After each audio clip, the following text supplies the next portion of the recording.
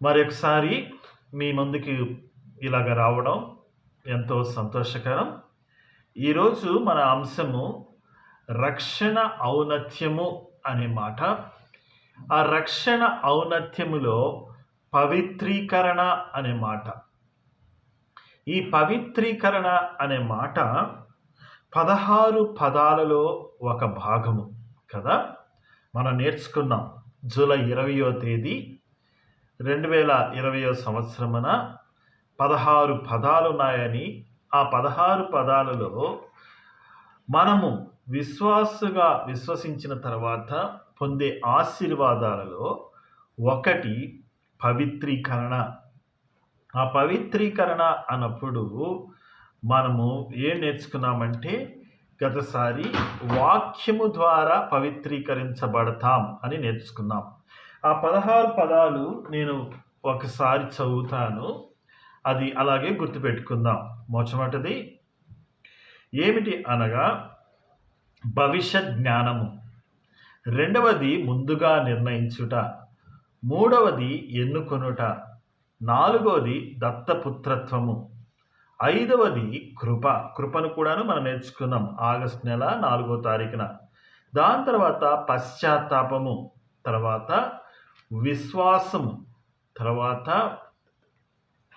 Regeneration అన్నప్పుడు పునర్జన్మ అనేది మనం నేర్చుకున్నాం. తర్వాత వచ్చింది ఇంప్యూటేషన్, తర్వాత రిడెంప్షన్, తర్వాత జస్టిఫికేషన్, తర్వాత ఫర్గివ్నెస్, తర్వాత రీకన్సిలియేషన్, 14వది పీస్, 15వది శాంక్టిఫికేషన్. మనం నేర్చుకునే పదం 15వ పదం, అది పవిత్రీకరణ అన్నమాట.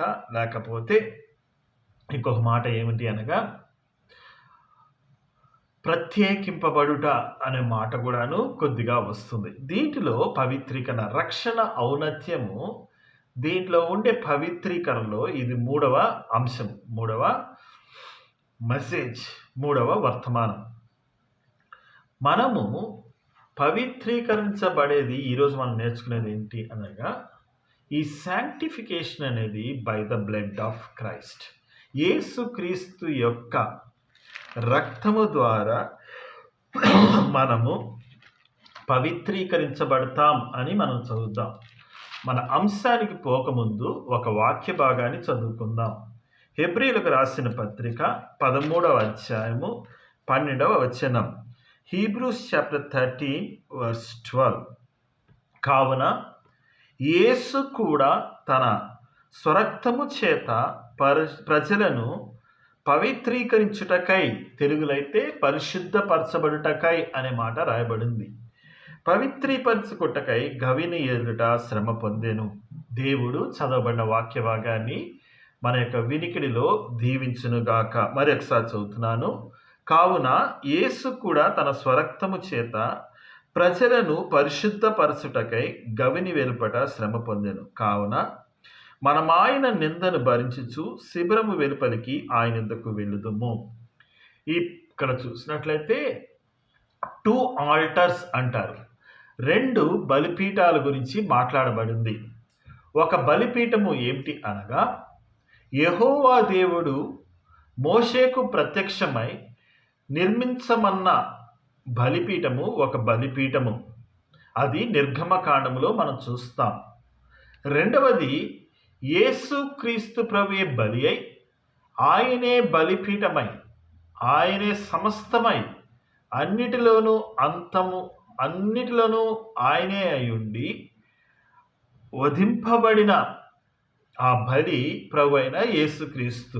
కావున ఈ వచ్చిన భాగంలో హెబ్రీయులకు రాసిన పత్రిక 13వ అధ్యాయము 10వ వచనం నుంచి 14వ వచనం వరకు ఏముంది అనగా, 2 బలిపీఠాలు ఉన్నాయి. ఒకటి మోషే నిర్మించిన బలిపీఠం, రెండవది ఏమిటి అనగా యేసుక్రీస్తు మన కొరకు బలి. ఆయన బలి అయినప్పుడు ఆయన యొక్క స్వరక్తము, సొంత రక్తము ఆయన కార్చాడు. మోషే యొక్క బలిపీఠం ఎదుట, లేకపోతే దాని దగ్గర, లేకపోతే దాని మీద అర్పించే బలి ఒక రక్తము పశువుల యొక్కయు మేకల యొక్క బలి ప్రతి దాని యొక్క రక్తము.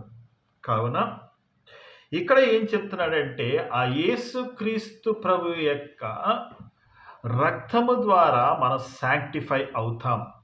గతసారి మనం నేర్చుకుంది యోహాను రాసిన సువార్త 17వ అధ్యాయంలో వాక్యము ద్వారా పవిత్రీకరించబడుట. అందువలన సంఘ పెద్దలు, పరిచారకులు, దేవుని వాక్యము బోధించే బోధకులు ఈ యొక్క ఫండమెంటల్స్ని ఇగ్నోర్ చేస్తూ తమకు తోచిన టైటిల్స్ ఇస్తూ తమ తోచిన వచనాన్ని లేకపోతే తమకు అనుకూలమైన వాటి యందు లక్ష్యముంచి చేయుట వలన ఏమవుతుందంటే కొద్దిగా వాక్యము డైల్యూట్ అవుతుంది. శ్రద్ధగా ఉండాలి.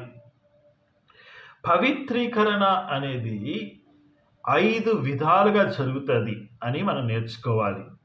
మొట్టమొదటిది ఆయన రక్తము ద్వారా పవిత్రీకరించుట లేకపోతే పరిశుద్ధపరచబడుట, శాంక్టిఫికేషన్ అనేది కరెక్ట్ వర్డ్ ఆ వచనాల్లో వాడబడింది. అది మొట్టమొదటిగా హెబ్రీయులకు రాసిన పత్రిక 13వ అధ్యాయము 12వ వచనం. రెండవదిగా మనము ఎలాగ పవిత్రీకరించబడతాం అనగా దేవుని యొక్క వాక్యము చేత. అది యోహాను రాసిన సువార్త 17వ అధ్యాయము 17వ వచనములో రాయబడింది. దాని గురించిన వివరణ మనము ఎప్పుడు నేర్చుకున్నామనగా జూలై 20వ తేదీ మనం నేర్చుకున్నాం. మూడవదిగా శిక్షింపబడుట ద్వారా లేకపోతే దండింపబడుట ద్వారా మనము పవిత్రీకరించబడతాం. అనగా మనకు తెలిసిన పౌలు రాసిన పత్రికల్లో దిద్దుబాటు అనేవి ఉన్నాయి. ఉదాహరణకి కొరింథీయులకు రాసిన పత్రిక, గలతీయులకు రాసిన పత్రిక, కొలస్సీలకు రాసిన పత్రిక, ఫిలిప్పీలకు రాసిన పత్రిక. ఈ పత్రికలలో దిద్దుబాటు అనేది ఉంది. ఆ దిద్దుబాటు అనేది ఉంది కదా, దానిని మనం ఏమంటాము అని అంటే ఈ యొక్క పవిత్రీకరణ జరుగుతుంది. అది ఎక్కడుందంటే హెబ్రీయులకు రాసిన పత్రిక 12వ అధ్యాయము 10వ వచనం 11వ వచనం నేను చదువుతున్నాను. వారు కొన్ని దినముల మట్టుకు తమకిష్టం వచ్చినట్టు మనల్ని శిక్షించిరి గాని మనము తన పరిశుద్ధతలో పాలు పొందవలనని, అక్కడ ఉన్న మాట శిక్ష, పరిశుద్ధతలో పాలు పొందవలనని మన మేలు కొరకే ఆయన శిక్షిస్తున్నాడు. మరియు ప్రస్తుతమందు సమస్త శిక్షయు దుఃఖకరముగా కనపడునే గాని సంతోషకరముగా కనపడదు. అయినను దాని యందు అభ్యాసము కలిగిన వారికి అది నీతియును సమాధానకరమైన ఫలము ఇచ్చును అని రాయబడి ఉంది. కాబట్టి ఈ వచ్చిన భాగం అనుసరించి మనం నేర్చుకోవాల్సినది ఏమిటనగా దేవుని యొక్క వాక్యము చేత మనము శిక్షింపబడినప్పుడు, పత్రికలలో లేదా దేవుని యొక్క వాక్యము చేత మనము గద్దింపబడుచున్నప్పుడు, దిద్దుబడుచున్నప్పుడు మన జీవన విధానములో జీవితంలో కలిగేది అది పవిత్రీకరణ. రోమీలకు రాసిన పత్రిక 6వ అధ్యాయము 9వ వచనంలో ఫలించుడి, లేదా 6వ అధ్యాయం అంతా మరి ముఖ్యంగా చూడాలంటే 19వ వచనం చూసినట్లయితే వీ హ్యావ్ టు ఈల్డ్, మనము ఫలించాలి, ఫలితాలను తీసుకురావాలి. ఆ ఫలితాలు తీసుకునేది దేని బట్టి అనగా ఆ ఫలాలు బట్టి మనం పవిత్రీకరించబడతాం. We have to yield to the God, దేవునికి మనము ఫలించే వారంగా ఉండాలి. ఇది 4వది. మొట్టమొదటిది రక్తము, రెండవది దేవుని యొక్క వాక్యం, మూడవది శిక్షింపబడు ద్వారా, 4వది దేవుని చేత ఫలింపబడుట అనేది. తర్వాత చివరిగా ఏంటంటే మనంతట మానమే. చాలా ఘోరం. ఈ మధ్య వాక్యం చెబుతూ ఏమని అనిపిస్తుంది అనగా మనంతట మనము చేసుకోలేము అని అనిపించింది. కానీ మన యొక్క బాధ్యత కూడా ఉంది అని చెప్పి 2 స్పష్టమైన వచనములో చెప్పబడి ఉంది. ఆ 2 వచనాల్ని మనం చదువుకుందాం. 2వ కొరింథీయులకు రాసిన పత్రిక 7వ అధ్యాయము 1వ వచనం.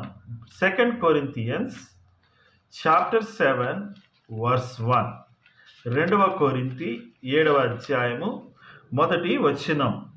ప్రియులారా, మనకు ఈ వాగ్దానములు ఉన్నవి కనుక దేవుని యొక్క భయముతోనూ పరిశుద్ధతోనూ సంపూర్తి చేసుకొనుచు శరీరమునకును ఆత్మకును కలిగిన సమస్త కల్మషము నుండి మనలను పవిత్రులుగా చేసుకుందుము అని రాయబడి ఉంది.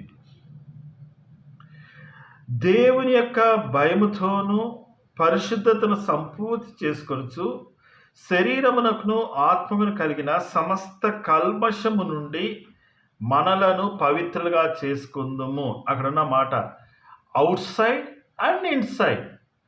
శరీరమునకు కలిగిన కల్మషాన్ని కడుక్కోవడం కూడాను పవిత్రీకరణ.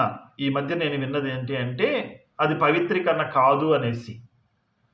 లోపల ఇంటర్నల్గా జరిగేది ఆత్మకును కలిగిన సమస్త కల్మషము, అంటే ఆత్మ కూడాను, అంటే మనిషిని యొక్క ఆత్మ కూడాను కల్మషం కలుగుతుంది అని చెప్తూ దాని నుండి కూడాను పవిత్రపరచుకోవాలని ఈ వచనం చెప్తుంటే మనము అలా ఊహించుకోకూడదు. దేనికి ఊహించుకోకూడదు? బయట జరిగేది పవిత్రీకరణ కాదు, అవసరమే అని చెప్పినప్పటికీ బయట జరిగే పవిత్రీకరణ ఎంత ముఖ్యమో లోపలది కూడా అంతే ముఖ్యం. లోపల జరగాలి, బయట జరగాలి. ఈక్వల్ ఇంపార్టెన్స్ ఇవ్వాలి. ఎందుకంటే అదే వచనములో చక్కగా అదే ఫ్లోలో అదే స్ట్రెస్తో అదే లోతుతో చెప్పబడి ఉంది కాబట్టి. రెండవదిగా 2వ తిమోతి 2:21. 2వ తిమోతి 2వ అధ్యాయము 21వ వచనం. నీవు యవనేచ్ఛల నుండి పారిపొమ్ము, అది కూడాను పవిత్రీకరణ. ఏది పవిత్రీకరణ? నీవు యవనస్తుడైన నీవు యవనేచ్ఛల నుండి పారిపొమ్ము అని చెప్పిన మాట అది పవిత్రీకరణ. అదే వచ్చిన చదువుదాం. పవిత్ర హృదయులై ప్రభువునకు ప్రార్థన చేయవారితో కూడా నీతిని, విశ్వాసమును, ప్రేమను, సమాధానమును వెంటాడుము. ఆ విడిచిపెట్టుట అనేది పవిత్రీకరణలో ఒక అంశము, భాగము అయ్యుందనేసి బైబిల్ బోధకులు, బైబిల్ యొక్క విద్యార్థులు గమనించాలని కోరుకుంటున్నాను. మన పాత విషయాల్లో మనం నేర్చుకున్న వాక్య భాగాలను రాబోయే దినాల్లో మరింత స్పష్టంగా మనం నేర్చుకోవాలని విజ్ఞప్తి చేస్తున్నాను. తరువాత ఒకప్పుడు మనం నేర్చుకున్నది కడుగబడుట వేరు. The word for that in English is cleansing. Sanctification అనగా పవిత్రీకరణ అంటే వేరు అని మనం నేర్చుకున్నాం. దానికి ఆధారముగా 5 విషయాలు గుర్తుపెట్టుకోవడానికి నేను చెప్తాను. అది ఏమిటి అనగా, మొట్టమొదటిది క్లెన్సింగ్ అని అన్నప్పుడు మన పాత జీవితాన్ని లేకపోతే చేసిన తప్పును కడుక్కొనుట క్లెన్సింగ్. శాంటిఫికేషన్ అని అన్నప్పుడు నూతన జీవము వైపు పరుగెత్తేది, టువర్డ్స్ ద గాడ్. 3 ఉంటాయి. ఒకటి పాతదాన్ని విడిచిపెట్టుట, ఇప్పుడున్న దానిని కడుక్కొనుట, దేవుని యొక్క నీతి వైపు పరిగెడుతుట. ఈ మూడింటిని కానీ కలిపితేనే అది పవిత్రీకరణ అవుతుంది. కానీ స్పష్టంగా తెలుసుకోవాలి కడుగబడుట అనే దానికి లేక పవిత్రీకరణకు తేడా ఏమిటి అని అనగా, కడుగబడుట పాత జీవితాన్ని కడుక్కోవాలి, పవిత్రీకరణ దేవుని యొక్క నీతిని పొందాలి. రెండవదిగా ఏమిటి అనగా, కడుగు కొనుట అనగా పాత పాపపు యొక్క మరక, దానిని మనం కడుగుతాం. పవిత్రీకరణ అంటే దేవుని యొక్క నీతిని మన యొక్క జీవన విధానంలోనికి మనము తెచ్చుకుంటాం. అది పవిత్రీకరణ. ఇది రెండవ తేడా. కడుక్కొనుటకును పవిత్రీకరించుటకును తేడా. మూడవది, కడుగుబడుట అంటే ఏంటి అనగా ఉన్నది తీసివేయబడుట అనేది అర్థం. అనగా శరీర స్వభావము తీసివేయబడాలి మన జీవితంలోంచి. అది చచ్చినదే, అది పనికిమాలినదే, అది ఎఫెక్టివ్ లేనిదే, దానిని తీసివేయాలి. శాంక్టిఫికేషన్ అంటే ఏంటంటే దేవుని యొక్క నీతిని మన అకౌంట్లోకి వేయుట. అనగా ఇప్పుడు ఏమర్థమైంది? ఇంప్యుటేషన్ అనేది శాంక్టిఫికేషన్లో ఒక భాగం. చాలా జాగ్రత్తగా వాడుతూ ఉండాలి పదాలని. ఆ పదజాలాన్ని మనకు అనుకూలంగా మాట్లాడుతూ ఉంటే ఎక్కడనో తప్పులు జరుగుతాయి. తర్వాత నాలుగవది ఏంటి అంటే, ఆ కడుగుబడుట అనేది మొదలు, శాంక్టిఫికేషన్ అనేది ముగింపు. కడుగబడుట అనేది బయట నుంచి లోపలికి వెళుతుంది. శాంక్టిఫికేషన్ అనేది ఈ క్లెన్సింగ్ ద్వారా లోపల వెళ్ళింది, లోపల శాంక్టిఫై అయ్యేది, అది బయటికి వస్తుంది. సో ఈ రెండు పదాలు చదివేటప్పుడు వాడేటప్పుడు ఒకేలాగా వాడుతూ ఉంటాం, కానీ చాలా హ్యూజ్ డిఫరెన్స్ అనేది మన యాక్షన్లోకి ప్రయోగాత్మకంగా తీసుకొని వచ్చేటప్పుడు అది వస్తుంది. చివరిగా అనగా ఐదవదిగా మనం చూస్తే, మనము ఈ యొక్క కంక్లూషన్కి రావడానికి ఏంటి కంక్లూషను? క్లెన్సింగ్ అంటే పాత జీవితానికి సంబంధించింది, శాంక్టిఫికేషన్ అంటే న్యూ లైఫ్ సంబంధించింది.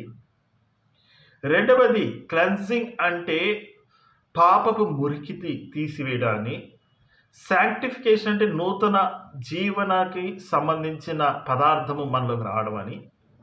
ఇది తీసివేయబడుట అని, శాంక్టిఫికేషన్ అంటే పొందుట అని, క్లెన్సింగ్ అంటే ప్రిపరేటరీ వర్క్, స్టార్ట్ అయ్యే వర్క్ అని, శాంక్టిఫికేషన్ అనేది ముగింపు లేకపోతే లోపల నుండి బయటికి వచ్చేది అని మనం నేర్చుకున్నాం. రెండు వచనాలు చదువుదాం ఐదవదిగా. అదేమిటి అనగా, ఎఫెసీయులకు రాసిన పత్రిక 5వ అధ్యాయం 25-26, బుక్ ఆఫ్ ఎఫెసియన్స్ చాప్టర్ 5 25-26.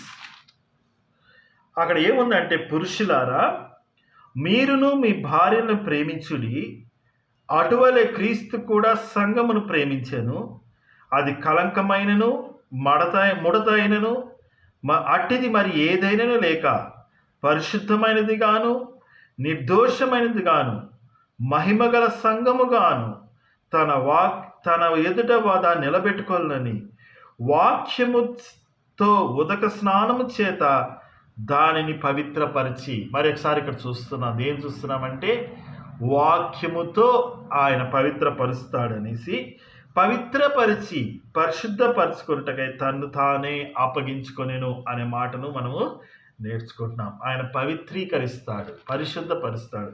ఇంకొక వచ్చిన భాగం చదువుదాం. 2వ తిమోతి 2వ అధ్యాయము 21వ వచనం. అది మనం చదివాము ఇంతకు ముందుగానే. పారిపోవుట, యవనేచ్ఛల నుండి మనం పారిపోవుట, అది ఫిజికల్గా జరగతే అది ఫిజికల్ శాంక్టిఫికేషన్, ఎమోషనల్గా జరిగితే అది ఎమోషనల్ శాంక్టిఫికేషన్, స్పిరిచువల్గా జరిగితే స్పిరిచువల్ శాంక్టిఫికేషన్. 3 అవసరం. 3 అంతలుగా శాంక్టిఫై జరగాలి. ఫిజికల్‌గా బయట మన మాట, మన చేష్ట పవిత్రీకరింపబడాలి. మన యొక్క తలంపులు, మన ఉద్రేకాలు పవిత్రీకరించబడాలి. మన ఆత్మ కూడాను పవిత్రీకరించబడాలి. అలా కాకుండా అది వేరుగా చెప్పితే అది వేరుగానే ఉంటుంది, కానీ అది సొంత బోధ అవుతుంది, కానీ దేవుని యొక్క బోధ అవ్వదు. ఇంతకీ పవిత్రీకరణలో, శాంక్టిఫికేషన్లో త్రియేక దేవుని యొక్క పని ఏందో మనం నేర్చుకోవాలి. చూద్దాం. 1 పేతురు రాసిన పత్రిక వచనాలు చదివేటప్పుడు పైన కింద కూడా ఉంటాయి, గమనిస్తూ మనం చదువుదాం. 1 పేతురు రాసిన పత్రిక 1వ అధ్యాయము 15వ వచనం మనదే. మన తెలుగు బైబిల్లో 14 నుంచి 16 వరకు కలిసి ఉన్నాయి కాబట్టి చదువుతున్నాను. నేను పరిశుద్ధుడనై ఉన్నాను గనక మీరును పరిశుద్ధులై ఉండని రాయబడినది కాగా, విధేయులకు పిల్లలై మీ పూర్వపు అజ్ఞాన దశలో మీకుండవలసిన ఆశలను అనుసరించి ప్రవర్తింపక అని అన్నప్పుడు it is a kind of a U turn అని. మిమ్మల్ని పిలిచిన వాడు పరిశుద్ధులై ఉన్న ప్రకారము మీరును సమస్త ప్రవర్తన యందు పరిశుద్ధులై ఉండి. ఈ ప్రవర్తన అనేది మార్పు చెందాలి. అది మనం నిర్ణయం తీసుకోవాలి. అక్కడ వచ్చి దేవుని పరిశుద్ధతో సంబంధం కలిగి ఉంది అని రాయబడి ఉంది. పైనేమో దేవుడు పరిశుద్ధుడు గనక మీరును పరిశుద్ధులై ఉండండి. That talks about the holiness అని చెప్తూ పవిత్రీకరణ అని చెప్తున్నాడు. పవిత్రీకరణ ఏంటి అంటే ఆ దేవుని యొక్క నీతికి సంబంధించింది. కాబట్టి యేసుక్రీస్తునందు విశ్వాసం ఉంచి రక్షింపబడిన మీరు కూడాను ఏమవ్వాలి అనంటే పవిత్రీకరింపబడాలి. దేవుని యొక్క నీతి మనకు వస్తే అది ఏమిటి అనగా అది పవిత్రీకరణ. రైట్. యేసు క్రీస్తు ప్రభువారు ప్రత్యేకింపబడిన వాడు అని కూడా మనం తెలుసుకోవాలి. మనము దేని నుండి పవిత్రీకరింపబడాలి అని అన్నప్పుడు యేసు క్రీస్తు ప్రభువారు ఎలా పవిత్రీకరింపబడ్డాడో అలా కాదు మనం పవిత్రీకరింపబడాలి. ఎందుకనగా ఆయనలో పాపము లేదు, అదొకటి. రెండవది ఏమిటి అనగా ఆయన లోకము నుండి వేరై ఉన్నాడు. తర్వాత ఆయనలో పాప స్వభావం అనేది లేదు. అందుచేత మనుషులుగా మన యొక్క పవిత్రత ఏమిటి అనగా మనము పాప స్వభావము నుండి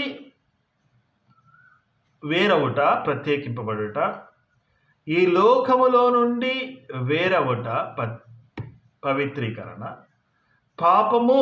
పాప స్వభావము, పాపములు వాటిల్లో నుండి బయటికి వచ్చుట పవిత్రీకరణ. లేవి కాండములో 20వ అధ్యాయం 26వ వచనములో దేవుని కొరకు ప్రత్యేకింపబడిన వస్తువులను కూడా చూస్తాం. మనుషులను కూడాను పవిత్రీకరణ చేయడం అంటే ప్రత్యేకంగా ఉంచడం మనం చూస్తాం.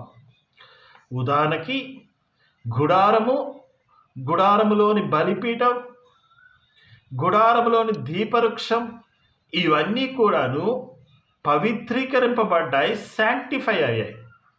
అదేవిధంగా అహరోను, లేవియ గోత్రం, వారి సంతతి దేవుని యొక్క పరిచర్య కొరకు దే శాంక్టిఫైడ్ దెమ్సెల్వ్స్, వాళ్ళు పవిత్రీకరింపబడ్డారు.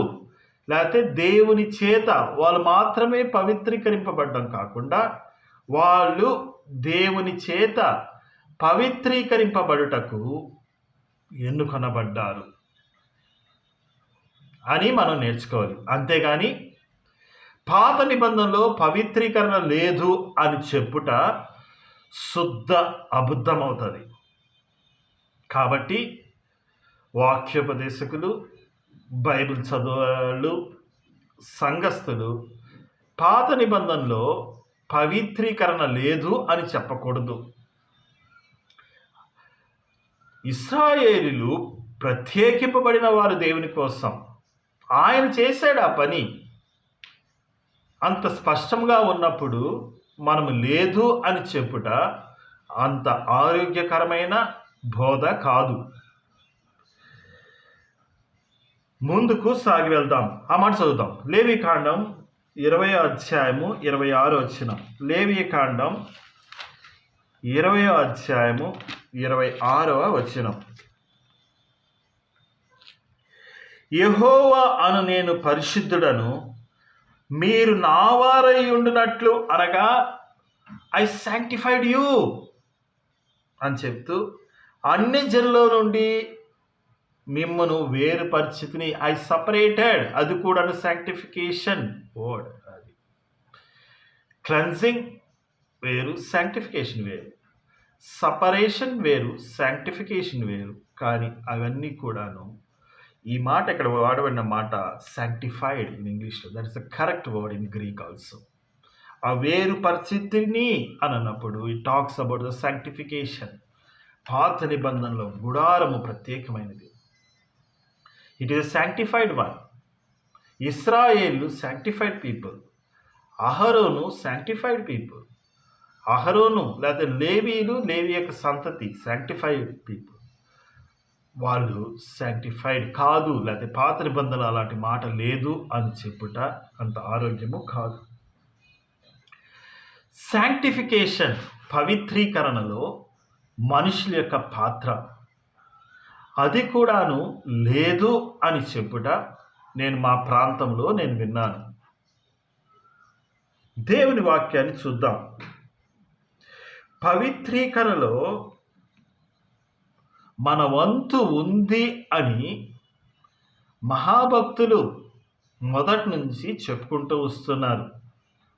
అది విలియం మెక్డానల్ గారైతేమి, ఆండ్రూ ముర్రే గారైతేమి, తర్వాత అప్లుక్ మినిస్ట్రీస్ వారు కానీ చెప్పిన దాంట్లో స్పష్టంగా దేవుని యొక్క మాటలను, వాక్యాన్ని ఎత్తి చూపిస్తూ చెప్పిన మాట ఏంటంటే అవర్ రోల్ ఇన్ శాంక్టిఫికేషన్. సిలువలో మన పాత్ర లేదు. ఆయన మనం ఎరుగని కాలంలోనే ఆయన మనకు ఏం చేశాడు? మనకు నీతిని అనుగ్రహించాడు. కానీ పవిత్రీకరణ అనేది ఈ 24 గంటల్లోనే మనకు ఆయన పరిశుద్ధాత్మను ఇచ్చి దాని ద్వారా పవిత్రీకరించుకో అని చెప్పి బాధ్యత మనకిచ్చాడు. ఇంత మహాభాగ్యం ఇచ్చిన తర్వాత మనుషుల ప్రమేయము అక్కరలేదు అని చెప్పుట అంత మంచిది కాదు. ఈ యొక్క ప్రాసెస్, ఈ పవిత్రీకరణ అనేది ప్రాసెస్. ఆ ప్రాసెస్లో ఏం జరగాలి అంటే దేవుని యొక్క హోలీనెస్, దేవుని యొక్క పరిశుద్ధత మనలోకి రావాలి, మనలో నుండి బయటకు వెళ్ళాలి. దానికి సహాయం చేసేవాడు ఎవరు అనగా పరిశుద్ధాత్ముడు. అది ఆయన యొక్క పని. మన వ్యక్తిగత జీవితంలోకి అంటే ప్రతిరోజు మనం చేసే ట్రాన్సాక్షన్లో ఒక క్వశ్చన్ అడగాలి. ఏమిటి ఆ క్వశ్చన్ అంటే, ఇది దేవుని యొక్క చిత్తమా కాదా అనేది మనం తెలుసుకోవాలి. అలా తెలుసుకున్నప్పుడు మన ముందు 2 ఉంటాయి. దేవుని యొక్క చిత్తమైనది ఒకటే ఒకటి, దేవుని చిత్తము కానివి అనేక విషయాలు ఉండొచ్చు. వైస్ వర్సా కూడా కావచ్చేమో. దేవుని చిత్తాలు అనేకముగా ఉన్నప్పుడు వాటిలో ఒకటి ఎన్నుకొనడం మంచిది. మరి ఒకసారి చెప్తాను. ప్రతి జీవితంలో, వ్యక్తిగత జీవితంలో ప్రతి దినము ఏముంటుందంటే మన ముందు ఆలోచన చేసుకోవడానికి మన ముందు చాయిస్ ఉంటాయి. డెసిషన్ తీసుకునేటప్పుడు, ఆ డెసిషన్ తీసుకునేటప్పుడు దేవుని యొక్క చిత్తమైనవి, దేవునికి చిత్తము కానివి అన్నప్పుడు మనము దేవుని చిత్తమైనవి తీసుకునుట ఏమవుతుంది అంటే అది పవిత్రీకరణ అవుతుంది. అప్పుడు ఎవరు తీసుకుంటున్నాం? మనము తీసుకుంటున్నాం. పరిశుద్ధాత్ముడు ఫోర్స్ చేయడు, కానీ పరిశుద్ధాత్ముడు గుర్తు చేస్తాడు. అప్పుడు జరిగేది ఏమిటి అనగా పవిత్రీకరణ జరుగుతుంది. అది బయట జరగచ్చు, లోపల జరగచ్చు. లోపల జరిగితే అది నిత్యత్వం వరకు జీవితకాలం అంతా ఉండడానికి అవకాశం ఉంది. బయట జరిగితే మరొకసారి దెబ్బ తగిలి లోపల కూడా పవిత్రీకరణ జరుపుకోవాల్సిన అవసరం ఉంటుంది. ముందుకు వెళ్ళి మనం ముగించుకుందాం. ఈ యొక్క ప్రాసెస్లో నాకు చెప్పినట్లు మన యొక్క చిత్తాన్ని మనం పోగొట్టుకోవాలి. అది పవిత్రీకరణ. మన చిత్తం పోగొట్టుకొని దేవుని చిత్తాన్ని నెరవేర్చుట పవిత్రీకరణ. అందుకోసము ఆయన చనిపోయింది, అందుకోసము ఆయన రక్తాన్ని కార్చింది. ఆ రక్త శక్తి ద్వారా మనము మన చిత్తాన్ని పోగొట్టుకొని ఆయన చిత్తాన్ని మనం నెరవేర్చగలమని స్పష్టంగా బైబిల్ చెప్తుంది. అది మన యొక్క బాధ్యత. మనం బలహీనులమే. ఆ బలహీనులమైనప్పుడు మనం కొద్దిగా కానీ కోఆపరేట్ ఇస్తే వర్కౌట్ చేసేది పరిశుద్ధాత్ముడు. చివరిగా 2 కొరింథీ 7:1, 2 కొరింథీ 2 వచనాలు చదువుతాం. 2 కొరింథీ 7:1-2. మీకు రాయవలసిన వాటి విషయము స్త్రీని ముట్టుకొనుట పురుషునికి మేలు అని చెప్తూ, క్షమించండి, 2 కొరింథీ 7వ అక్కడ కూడా ఉంది. 1 కొరింథీలో కూడా పవిత్రీకరణ చదువుతానమాట. 2 కొరింథీ 7లో మొదటి చదివి అక్కడికి వెళ్దాం. ప్రియులారా, మనకు ఈ వాగ్దానము ఉన్నవి గనుక దేవుని భయముతో పరిశుద్ధత సంపూర్తి చేసుకొనుచు శరీరమునకు కలిగిన సమస్త కల్మషం నుండి మనలను మనము పవిత్రులుగా చేసుకుందాము. అదేవిధంగా 1 కొరింథీలు 7వ ప్రార్థన చేయుటకు మీకు సావకాశము కలిగినట్లు కొంతకాలము ఉభయుల సమ్మతి చెప్పునని ఒకరినొకరు ఎడబాయకుడి. అక్కడ ఎడబాయకుడి అనే మాట ఏమంటే, there is a possibility that you want to sanctify yourself by staying away from your partner. అందువలన ఒకవేళ అట ఎడబాటైనా కానీ ఎంత తొందరగా వీలైతే అంత తొందరగా మీరు తిరిగి జతపడండి అని రాయబడింది. ఈ దినాన మనము మెల్లిగా అయినా కానీ ఇంట్లో కూర్చుని ఈ యొక్క వాక్య భాగాల ద్వారా స్పష్టంగా కొన్ని మనం నేర్చుకున్నాం. మొట్టమొదటిది ఏంటి అని అంటే, క్రీస్తు రక్తము మనల్ని పవిత్రపరచడానికి ఆయన రక్తాన్ని కార్చాడు అని. రెండవది మనం నేర్చుకుంది ఏంటంటే 5 విషయాల ద్వారా పవిత్రీకరించబడతామని. ఏమిటి అనగా, రక్తము ద్వారా, వాక్యము ద్వారా, శిక్ష ద్వారా, ఫలించుట ద్వారా, తర్వాత మనమే పవిత్రపరచుకుంటాము అనేసి. రోమా 6, 7, 8లో కాదు పవిత్రీకరణ గురించి చెప్పిన టాపిక్. అక్కడ చెప్పిన టాపిక్ ఏమిటి అంటే ఐక్యత అనే టాపిక్. మూడోది మనం నేర్చుకుంది ఏంటంటే క్లెన్జింగ్, కడుగబడుట అనే దానికి, శాంక్టిఫికేషన్ పవిత్రీకరణ అనడానికి 5 వ్యత్యాసాలను మనం నేర్చుకున్నాం. 4 వ్యత్యాసాలు, 5వది మనం వచనాలు చదువుకున్నాం. అసలు పవిత్రీకరణ అంటే ఏమిటి అని మనము 4వదిగా మనం నేర్చుకున్నాం. అక్కడ ఏం నేర్చుకున్నామంటే, దేవుడు ప్రణాళిక ప్రకారం ఉంది అని, యేసుక్రీస్తు ప్రభువారు దాన్ని క్రియారూపంగా నెరవేర్చాడని, పరిశుద్ధాత్ముడు మనలో వర్కౌట్ అయ్యి దాన్ని నెరవేరుస్తాడని మనం నేర్చుకున్నాం.